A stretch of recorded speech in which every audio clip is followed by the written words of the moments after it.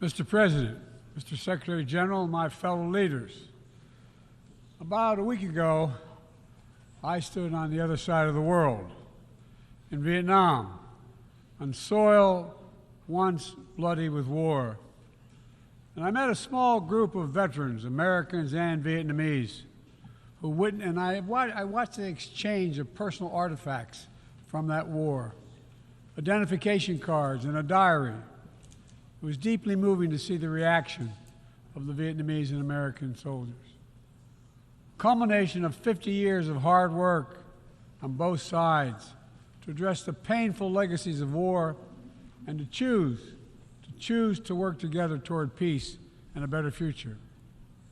Nothing about that journey was inevitable. For decades, it would have been unthinkable for an American president to stand in Hanoi alongside a Vietnamese leader and announce a mutual commitment to the highest level of country's partnership.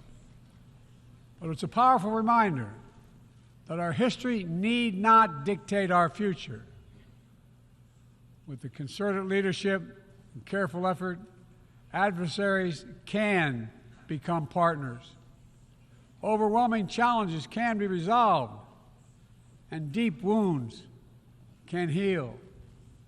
So let us never forget that. When we choose to stand together and recognize the common hopes that bind all humanity, we hold our hands the power to bend that arc of history. My fellow leaders, we gather once more at an inflection point in world history, with the eyes of the world upon all of you, all of us. As President of the United States, I understand the duty my country has to lead in this critical moment, to work with countries in every region, linking them in common cause, to join together with partners who share a common vision of the future of the world, where our children do not go hungry and everyone has access to quality health care, where workers are empowered and our environment is protected, where entrepreneurs and innovators everywhere can access opportunity everywhere, where conflicts are resolved peacefully and countries can chart their own course. The United States seeks a more secure, more prosperous, more equitable world for all people because we know our future is bound to yours. Let me repeat that again. We know our future is bound to yours. And no nation can meet the challenges of today alone. The generations that preceded us organized this body, the United Nations, and built international financial institutions and multilateral and regional bodies to help take on the challenges of their time. It wasn't always perfect. But working together, the world made some remarkable and undeniable progress that improved the lives of all people. We avoided the renewal of global conflict while lifting more than 1 billion people out of extreme poverty. We together expanded access to education for millions of children.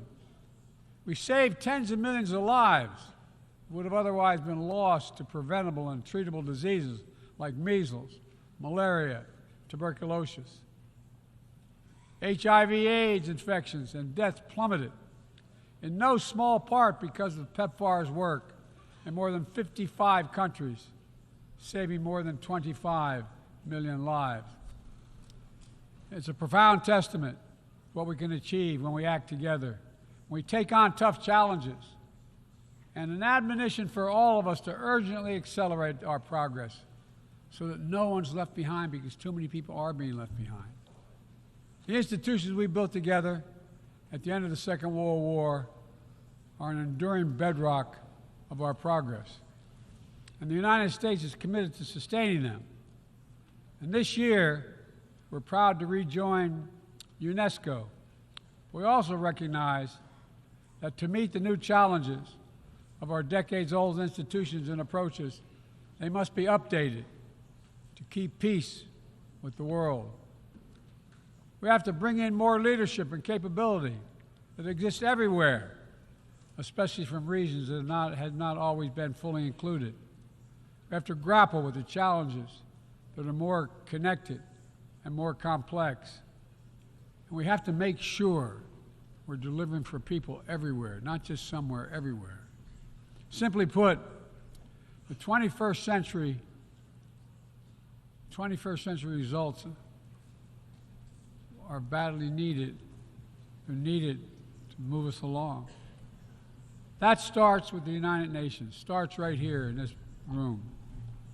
In my address to this body last year, I announced the United States will support expanding the Security Council, increasing the number of permanent and non-permanent members. The United States has undertaken serious consultation with many member states and will continue to do our part to push more reform efforts forward, look for points of common ground, and make progress in the year ahead. We need to be able to break the gridlock that too often stymies progress and blocks consensus on the Council. We need more voices, more perspectives at the table. The United Nations must continue to preserve peace, prevent conflict, and alleviate human suffering. And we embrace nations stepping up to lead in new ways and to seek new breakthroughs on hard issues. For example, on Haiti, the Caribbean community is facilitating a dialogue among Haitian society. I thank President Ruto of Kenya, I thank him for his willingness to serve as the lead nation of a UN-backed security support mission. I call on the Security Council to authorize this mission now. The people of Haiti cannot wait much longer.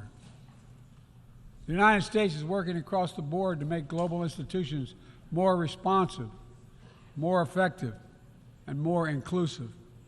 For example, we've taken significant steps to reform and scale up the World Bank, expanding its financing to low and middle-income countries so it can help boost progress toward meeting the Sustainable Development Goals and better address interconnected challenges like climate change and fragility. Under the new president of the World Bank, change is already taking root. Last month, I asked the United States Congress for additional funds to expand World Bank financing by $25 billion. And at the G20, we rallied the major economies of the world to mobilize even more funding.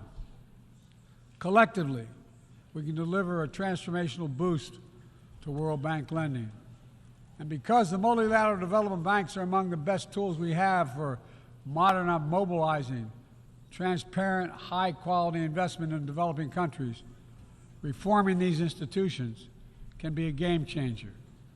Similarly, we proposed making sure developing countries have a strong voice and representation at the International Monetary Fund. We're going to continue our efforts to reform the World Trade Organization, and preserve competition, openness, transparency, and the rule of law, while at the same time equipping it to better tackle modern-day imperatives like driving the clean energy transition, protecting workers, promoting inclusive and sustainable growth. And this month, we strengthened the G20 as a vital forum, welcoming the African Union as a permanent member. By upgrading and strengthening our institutions, that's only half of the picture. We must also forge new partnerships, confront new challenges. Emerging technologies such as artificial intelligence hold both enormous potential and enormous peril. We need to be sure they are used as tools of opportunity, not as weapons of oppression. Together with leaders around the world, the United States is working to strengthen rules and policies so AI technologies are safe before they're released to the public. To make sure we govern this technology, not the other way around, having it govern us. And I'm committed to working through this institution and other international bodies and directly with leaders around the world, including our competitors, to ensure we harness the power of artificial intelligence for good while protecting our citizens from its most profound risk. It's going to take all of us I've been working on this for a while, as many of you have. It's going to take all of us to get this right. In every region of the world, the United States is mobilizing strong alliances, versatile partnerships, common purpose, collective action to bring new approaches to our shared challenges. Here in the Western Hemisphere, we united 21 nations in support of the Los Angeles Declaration on Migration and Protection, launching a region-wide approach to a region-wide challenge to better uphold laws and protect the rights of migrants. In the Indo-Pacific, we've elevated our Quad partnership with India, Japan, and Australia to deliver concrete progress for the people of the region on everything from vaccines to maritime security. Just yesterday, after 2 consultations in diplomacy, the United States brought together dozens of nations across 4 continents to establish a new partnership for Atlantic cooperation so that the coastal Atlantic countries can better cooperate on science, technology, environmental protection, and sustainable economic development. We brought together nearly 100 countries in a global coalition to counter fentanyl and synthetic drugs to reduce the human cost of this affliction, and it is real. And as the nature of the terrorist threats evolve and the geography expands to new places, we're working with our partners to bring capabilities to bear to disrupt plotting, degrade networks, and protect all of our people. Additionally, we convened the Summit for Democracy to strengthen democratic institutions, root out corruption, and reject political violence. And in this moment where democratically elected governments have been toppled in quick succession in West and Central Africa, we're reminded that this work is as urgent and important as ever. We stand with the African Union and ECOWAS and other regional bodies to support constitutional rule. We will not retreat from the values that make us strong. We will defend democracy, our best tool to meet the challenges we face around the world. And we're working to show how democracy can deliver in ways that matter to people's lives. The Partnership for Global Infrastructure and Investment addresses the enormous need and opportunity for infrastructure investment in low and middle income countries, particularly in Africa, Latin America, and Southeast Asia. Through strategic, targeted public investments, we can unlock enormous amounts of private sector financing.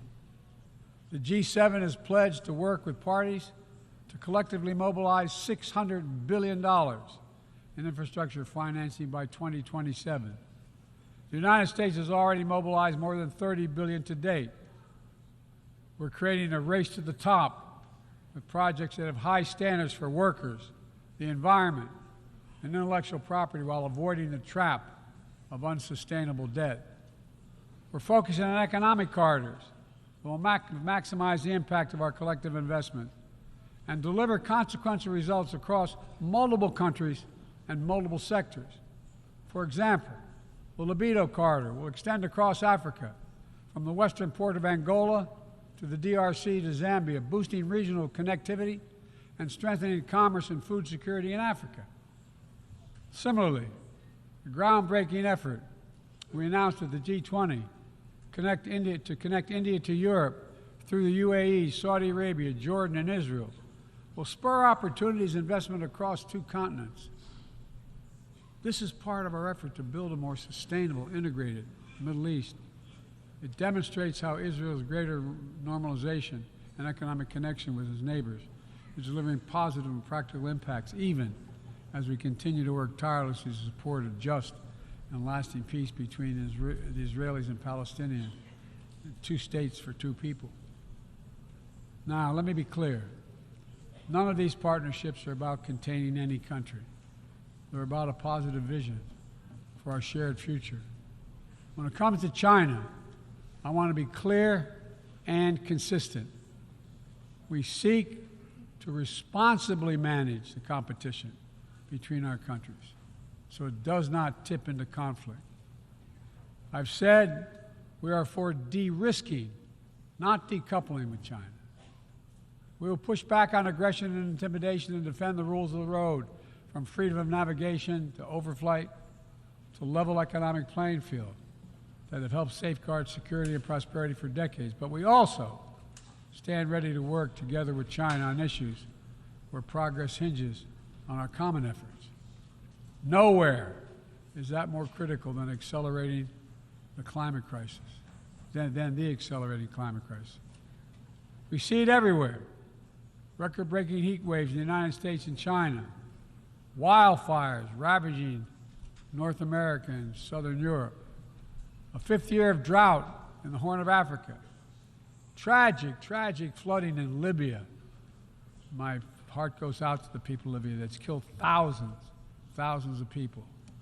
Together, these snapshots tell an urgent story of what awaits us if we fail to reduce our dependence on fossil fuels and begin to climate-proof the world. For one day, my administration, the United States, has treated this crisis as an existential threat from the moment we took office, not only for us, but for all of humanity. Last year, I signed into law in the United States the largest investment ever anywhere in the history of the world to combat the climate crisis and help move the global economy toward a clean energy future. We're also working with the Congress to quadruple our climate financing, to help developing countries reach their climate goals and adapt to climate impacts. And this year, the world's on track to meet the climate finance pledge that made under the Paris Agreement, $100 billion to raise collectively. But we need more investment from public and private sector alike, especially in places that have contributed so little to global emissions, but face some of the worst effects of climate change, like the Pacific Islands. The United States is working directly with the Pacific Island Forum to help these nations adapt, build resilience to the climate impacts, even as we lead the effort to build innovative new partnerships that attack the global challenges from all sides. From the First Movers Coalition, which is mobilizing billions of private sector community and the private sector commitments, to creating a market demand for green products in carbon-intense sectors like concrete, shipping, aviation, and trucking, to the Agricultural Innovation Mission for Climate, which is bringing farmers into the climate solution and making our food supply more resilient to climate shocks, and the Global Methane Pledge, now endorsed by more than 150 countries, which expands our focus beyond our carbon emission targets to reduce the potential greenhouse gases in our atmosphere by 30% in this decade. It's all within our capacity. We need to bring the same commitment and urgency and ambition as we work together to meet the Sustainable Development Goals of 2030. These goals were adopted at the United Nations in 2015 as a roadmap for improving lives around the world. But the hard truth is, for decades of progress, the world has lost ground these past years in the wake of COVID-19, conflicts, and other crises. The United States is committing to doing its part to get us back on track. All told, in the first 2 years of my administration, the United States has invested more than $100 billion to drive development progress in bolstering food security, expanding access to education worldwide, strengthening healthcare systems, and fighting disease. And we've helped mobilize billions more in the private sector investments. But to accelerate our forward progress on the Sustainable Development Goals, we all have to do more. We need to build new partnerships that change the way we tackle this challenge, to unlock trillions of additional financing for development, drawing on all sources. We need to fill the gaps and address the failures of our existing system exposed by the pandemic. We need to ensure that women and girls benefit fully from our progress. We must also do more to grapple with the debt that holds back so many low and middle-income countries. When nations are forced to service unsustainable debt payments over the needs of their own people, it makes it harder for them to invest in their own futures. And as we work together to recover from global shocks The United States will also continue to be the largest single country donor of humanitarian assistance at this moment of unparalleled need in the world. Folks, cooperation, partnership, these are the keys to progress on the challenges that affect us all, and the baseline for responsible global leadership. We don't need to agree on everything to keep moving forward on issues like arms control, a cornerstone of international security. After more than 50 years of progress under the Non-Proliferation Treaty, Russia is shredding long-standing arms control agreements, including announcing the suspension of the New START and withdrawing from the Conventional Forces in Europe Treaty. I view it as irresponsible and makes the entire world less safe. The United States is going to continue to pursue good faith efforts to reduce the threat of weapons of mass destruction and lead by example, no matter what else is happening in the world.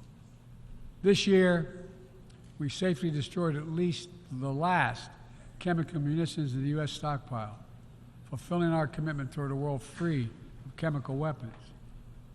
And we condemn the DPRK's continued violation of UN Security Council resolutions, but we are committed to diplomacy that will bring about the denuclearization of the Korean Peninsula. We're working with our partners to address Iran's destabilizing activities that threaten regional and global security, and remain steadfast in our commitment that Iran must never acquire a nuclear weapon.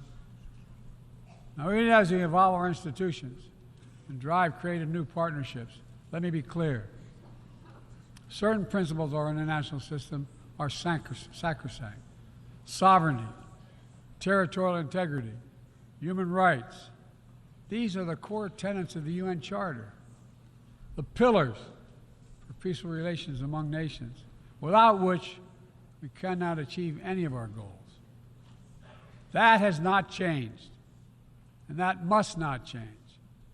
Yet, for the second year in a row, this gathering, dedicated to peaceful resolution of conflicts, is darkened by the shadow of war. An illegal war of conquest brought without provocation by Russia against its neighbor Ukraine. Like every nation in the world, the United States wants this war to end. No nation wants this war to end more than Ukraine. And we strongly support Ukraine in its efforts to bring about a diplomatic resolution that delivers just and lasting peace. But Russia alone bears responsibility for this war. Russia alone has the power to end this war immediately. And it's Russia alone that stands in the way of peace, because Russia's price for peace is Ukraine's capitulation, Ukraine's territory, and Ukraine's children. Russia believes that the world will grow weary and allow it to brutalize Ukraine without consequence.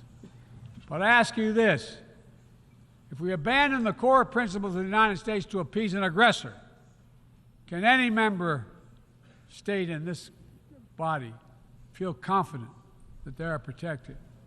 If we allow Ukraine to be carved up, is the independence of any nation secure? I'd respectfully suggest the answer is no.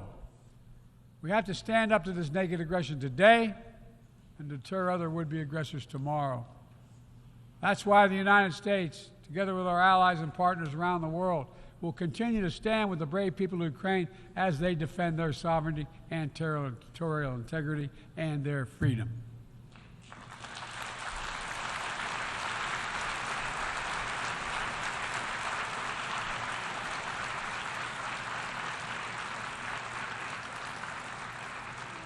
It's not only an investment in Ukraine's future, but in the future of every country that seeks a world governed by basic rules that apply equally to all nations and uphold the rights of every nation, no matter how big or small. Sovereignty, territorial integrity, they are the fixed foundations of this noble body. And universal human rights is its North Star. We cannot sacrifice either. 75 years ago, the Universal Declaration of Human Rights captured a remarkable act of collective hope I say that again, collective hope, drafted by a committee representing different regions, faiths, philosophies, and adopted by the entire General Assembly. The rights contained in the Declaration are elemental and enduring. And while we still struggle to uphold equal and inalienable rights of all, they remain ever steady and ever true. We cannot turn away from abuses, whether in Xinjiang, Tehran, Darfur, or anywhere else.